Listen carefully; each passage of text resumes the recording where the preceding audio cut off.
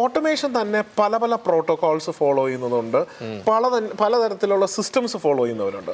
ഉദാഹരണത്തിന് ചില ഈ KNX പ്രോട്ടോകോൾ എന്ന് പറയുന്നുണ്ട്.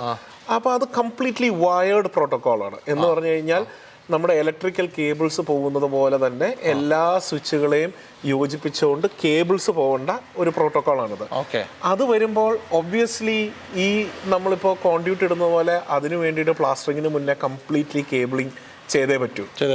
ഓക്കെ, അതൊരു വയേർഡ് പ്രോട്ടോകോളാണ്. ഓക്കെ, അപ്പോൾ അതനുസരിച്ച് അതിൻ്റെ കോസ്റ്റും കൂടുന്നതിന് വേറെ പല അഡ്വാൻറ്റേജസ് ഉണ്ട്. പക്ഷെ അത്രയും കോസ്റ്റ് വരേണ്ട കാര്യമില്ല.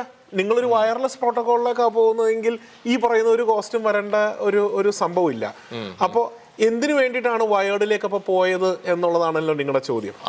അപ്പോൾ ഇതിന് നിങ്ങൾ ചെയ്യേണ്ട ഒരു കാര്യം എന്ന് പറഞ്ഞു കഴിഞ്ഞാൽ പല വെൻഡേഴ്സിനോട് സംസാരിക്കുക.